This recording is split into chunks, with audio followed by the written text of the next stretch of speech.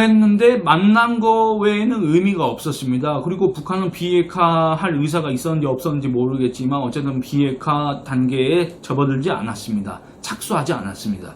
그래서 이 협상이 교착 상태에 빠지자 문재인 대통령은 또 2018년 9월 18일 김정은을 만나러 평양에 갔습니다. 그 자리에서 또 소위 평양선언이라는 걸 하게 됩니다. 지금 이 북한이 김여정이가 문제 삼고 있는 평양선언이 있지 않습니까? 그걸 또 하게 됩니다. 군사 합의를 하게 됐습니다. 비핵화 부분의 경우에 대해서는 동창리 미사일 발사대 폐기와 미국의 상조치 이후 영변 핵시설 폐기를 약속했습니다. 이미 미국을 때릴 수 있는 대륙간 탄도미사일을 북한이 개발, 생산, 보유한 상황에서 이동식 발사대를 또 운용하고 있는 상황에서 동창리 발사장, 영변 핵시설 폐기가 무슨 의미가 있겠습니까? 아무런 효용이 없지 않습니까? 그런 상황에서도 마치 이게 무슨 대단한 의미인 것 마냥 해석하는 사람들이 있는데 그런 모습들을 보면 참 어처구니가 없습니다. 문재인 대통령 또 이거 만나고 와서 2018년 9월 22일부터 26일까지 73차 유엔 총회 참석차 미국 뉴욕을 찾았습니다. 당시 문재인 대통령은 15분 가까이 진행된 유엔 총회 기조연설 대부분을 통해서 북한과 김정은에 대한 국제사회의 지지를 호소했습니다. 다음은 이제 문재인 대통령 발언입니다. 김 위원장은 가능한 한 빠른 시기에 비핵화를 끌어내고 경제발전에 집중하고 싶다는 희망을 밝혔습니다. 또한 비핵화의 조속한 진전을 위해 우선 동창리 엔진 시험장과 미사일 발사대를 국제적 참관 하에 영구적으로 폐기할 것을 확약했습니다. 나아가서 북미라 그럽니다. 미북이 아니라 북미라겠습니다.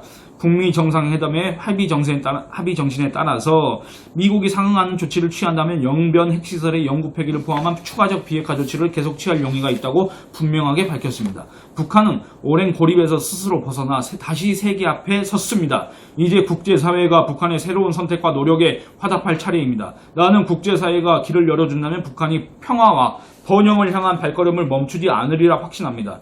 문재인 대통령은 또 같은 날 미국 폭스뉴스와의 인터뷰에서 실질적인 비핵화 조치는 하지 않는 북한에 대해서는 비판하지 않고 북미 합의 정신을 운운하면서 미국의 상응 조치를 강조했습니다. 당시 그는 종전선언은 정치적 선언이기 때문에 언제든지 취소할 수 있다면서 설령 대북 제재를 완화해도 북한이 비핵화 약속을 어길 경우 제재를 다시 강화하면 그만이라고 얘기했습니다. 근데 여러분 종전선언 있지 않습니까? 종전선언은 문재인 대통령이 말한 것처럼 언제든지 번복할 수 있는 사안이 아닙니다. 대북제재도 마찬가지입니다. 미국과 북한이 종전선언을 하게 된다. 이거는 한반도 정세에 예측 불가능한 변화를 가져오게 된다는 걸 뜻합니다. 만약에 이 6.25를 끝내지 않습니까? 종전을 하지 않습니까? 미국과 북한이. 그러면 유엔 사령부는 해체됩니다. 이후에 북한이 만약에 남침을 한다고 하더라도 국제사회가 이전처럼 개입하기는 어렵습니다. 북한의 남침 규탄과 대북 제재, 유엔군 파병에 관한 결의안, 이거 유엔 안보리에서 상임 이사국 중 친북 성향인 중국과 러시아가 중에서 한국만 반대를 해도 무산될 수밖에 없습니다. 이미 다수의 북한 핵시설을 파악하고 있던 트럼프 미국 대통령은 김정은의 비핵화 사기극을 거부했습니다. 종전선언은 북한 입장에서 눈에 까신 주한미군 철수 주장이 유용한 논거로 악용될 수밖에 없습니다. 대북제재 역시 북한의 기만술에 넘어가서 비핵화 조치 이전에 해제 또는 완화하게 된다면 차후 북한이 고강도 핵미사일 도발을 하지 않는 한 재개하기 어렵습니다. 그러니까 이 북한이 핵을 보유하고 있는 걸 우리가 더 이상 물리적으로 막을 수가 없다는 얘기입니다. 제재를 가할 수가 없다는 얘기입니다. 이처럼 김정은을 옹호하는 발언을 계속해왔던 문재인 대통령을 두고 미국 블룸버그 통신은 9월 26일 문재인 대통령이 유엔에서 김정은의 수석 대변인이 됐다는 제목의 기사를 보도한 바 있습니다. 미국은 그럼에도 북한한테 계속 CVIT를 계속 얘기했습니다. 미국의 이런 원칙을 확인한 문재인 대통령은 또 10월 달에 아시아 유럽 정상회의 있지 않습니까? 아셈 회의 참석차 유럽 순방에 나섰습니다. 문재인 대통령은 당시 프랑스, 영국, 독일, 이태리 등 유럽 주요국 정상과 만나서 정상회담을 갖고 북한 김정은의 입장을 대변하면서 대북제재 완화를 주장했습니다. 각국 정상들의 반응은 하나같이 부정적이었습니다. 이들은 문 대통령의 설득을 사실상 일축하면서 CVIT를 언급했습니다. 심지어 아셈 51개국 정상 있지 않습니까? 이 사람들은 김정은의 목줄을 쬐는 북핵 CVIT 촉구, 완전한 대북제재 이행 약속, 북한 인권 개선을 위한 외교 노력 등을 의장 성명으로 채택했습니다. 이렇게 자신의 대북 제재 완화 논의 국제사회에서 거부당했는데 문재인 대통령은 귀국한 이후 첫 국무회의에서 우리 정부가 추진 중인 한반도 평화 프로세스에 대한 폭넓은 지지를 확보할 수 있었다고 이렇게 자랑을 했습니다. 정말 어이가 없습니다. 이후 문 대통령이 보증한 김정은의 비핵화 의지를 확인할 수 있는 조치는 2018년 말까지 이뤄지지 않았습니다. 대신에 북한은 관영 매체인 조선중앙통신 논평을 통해서 싱가포르 공동성명에서 언급한 조선반도 비핵화의 정의를 미국이 북한 비핵화로만 받아들이는 것은 그릇된 인식이라면서 우리의 핵 억제력을 없애는 것이기 전에 조선에 대한 미국의 핵 위협을 완전히 제거하는 것이 제대로 된 정의라고 주장했습니다. 그러니까 이걸 보시면 2018년 한 해 동안 문재인 대통령이 그렇게 선전했던 김정은의 비핵화, 이거의 방점은 북핵 폐기가 아니라 한미동맹 해체와 미국의 핵 우산 제거를 노리는 조선반도 비핵화였다. 이런 사실이 드러났다는 얘기입니다. 2019년 1월 1일 북한의 김정은이는 신년사를 통해서 비핵화에 대해서는 조선반도의 완전한 비핵화를 강조했을 뿐 북한의 핵 폐기에 대해서는 일절 언급하지 않았습니다. 그럼에도 문재인 대통령은 또 1월 10일 신년 기자회견에서 김정은이 말하는 비핵화와 미국이나 국제사회가 얘기하는 CVID 이거는 다를 것이라고 의견이 많은데 전혀 차이가 없다는 것을 분명하게 밝힌다고 또 보증을 했습니다. 이 같은 문 대통령의 확고한 입장과 달리 조명균 당시 통일부 장관 있지 않습니까? 이 사람은 이 문재인 대통령 기자회견 전날에 국회에 출석해가지고 이렇게 얘기합니다. 김정은의 조선반도 비핵화와 국제사회가 요구하는 북한 비핵화는 서로 다른 개념이라고 설명을 했습니다. 이런 상황에서 2019년 2월 27일 트럼프 미국 대통령과 북한의 김정은이가 베트남 하노이에서 만났습니다. 이거는 아까 말씀드린 것처럼 김정은은 영변 원자로만 폐기할 테니까 2016년과 2017년에 연달아 결의된 유엔 안보리 대북 제재 결의 5건을 해제하라고 요구했습니다. 이를 통해서 국내 일각에서는 그동안 대북 제재 무용론이 제기가 됐지 않습니까?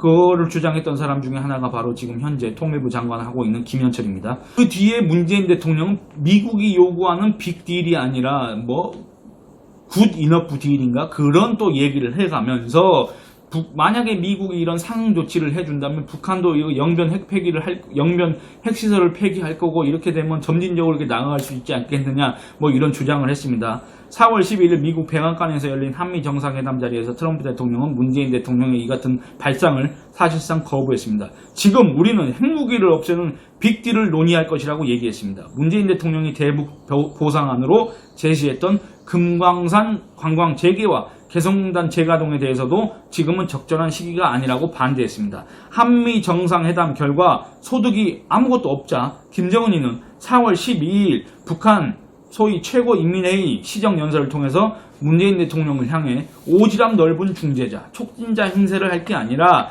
제정신을 가지고 할 소리는 당당히 하면서 민족의 이익을 옹호하는 당사자가 돼야 한다고 주장했습니다.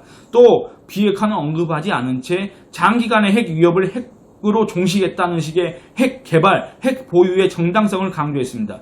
이에 대해서 문재인 대통령은 4월 15일 청와대 수석보좌관 회의에서 또 이렇게 얘기합니다.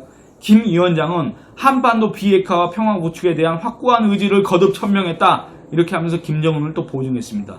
무소득이란 평가를 받은 한미 정상회담에 대해서는 이번 회담은 북미 대화의 동력을 되살리는 동맹 간의 전략 대화였다고 또 자평했습니다. 한반도 평화 구축에 대한 확고한 의지를 밝혔다는 문재인 대통령의 주장과 달리 북한의 김정은이는 2019년 5월 들어서 도발을 재개했습니다. 북한은 말폭탄을 쏟아내고 미사일 발사를 번갈아 하면서 계속 도발을 강행했습니다. 그럼에도 문재인 대통령은 유엔 안보리 결의와 9.19 군사합의 있지 않습니까? 그거를 위반한 북한의 탄도미사일 발사 도발을 비판하지 않았습니다. 오히려 그는 9월 24일 미국 뉴욕에서 열린 74차 유엔 총회 기조연설에서 평화만 53회 언급하면서 북한은 작년 9.19 군사합의 이후 단 한 건의 위반이 없었다고 주장했습니다. 근데 이후에도 북한은 보란듯이 미사일 도발을 이어갔습니다. 10월 3일에는 잠수함 발사 탄도미사일 SLBM까지 시험 발사했습니다. 그러니까 적이 핵 보복을 하더라도 파괴되지 않고 재공격을 할 수 있는 전략 무기, 비대칭 전력을 갖다가 북한이 갖게 됐다는 얘기입니다. 전장의 판도를 단숨에 바꿀 수 있는 전략 무기를 갖고 결국에는 문재인 대통령이 중재자를 자처하면서 김정은의 비핵화 의지를 보증해서 시작된 이 비핵화 협상 기간에 북한은 핵을 은폐하면서 대륙간 탄도미사일과 요격이 어려운 신형 단거리 탄도미사일, 초대형 광사포, 잠수함 발사 탄도미사일을 차례로 확보한 셈입니다. 문재인 대통령은 이런 상황에서 국가안전보장회의조차 주재하지 않았습니다. 문재인 대통령의 제일 관심사는 김정은의 답방이었습니다. 문재인 대통령은 11월 말 부산에서 열릴 2019 한 아세안 특별 정상회의에 김정은이 오기를 바랬습니다. 이런 이유 때문에 통일부는 탈북선원 2명 11월 초입니다.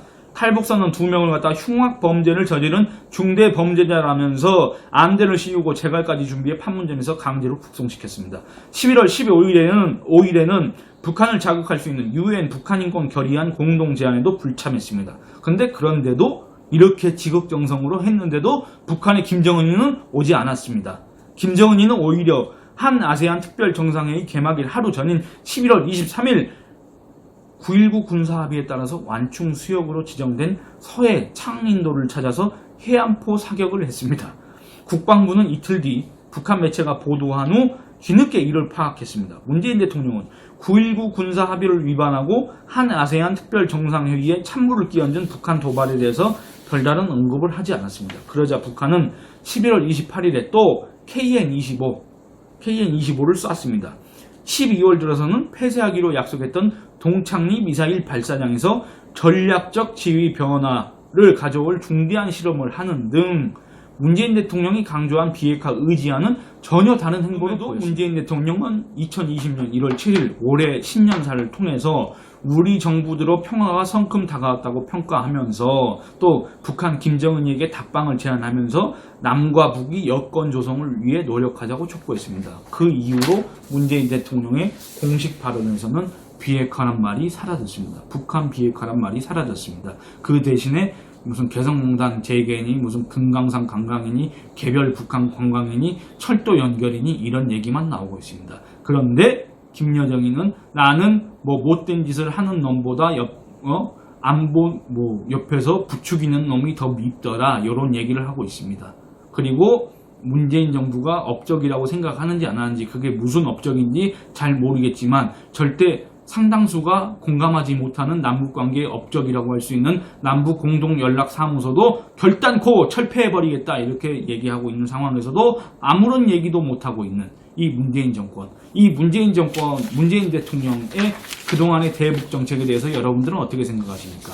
제가 달았던, 월간조선이 달았던 이 기사의 제목, 실패한 비핵화 사기극, 주연 김정은과 그 보증인 문재인, 이 제목에 혹시 동의하십니까? 동의하지 않는다면 혹시 그 이유는 무엇 때문인지, 여러분들은 혹시 김정은이가 정말 비핵화할 의지가 있다고 아직까지 믿으시는지 한번 그거를 갖다 댓글로 달아주시기, 마지막까지 시청해주신 구독자 여러분 감사합니다. 그리고 구독자가 아닌 분들 혹시 이 영상을 보셨다면은 구독과 알림 설정, 좋아요와 댓글을 부탁드리도록 하겠습니다. 감사합니다.